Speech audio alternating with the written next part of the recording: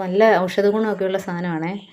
മുട്ടച്ചോറുണ്ടാക്കാൻ ആവശ്യമായിട്ടുള്ളത് പിന്നെ ഇഷ്ടമുള്ള വെജിറ്റബിൾ എന്ത് വേണേലും ഇടാം.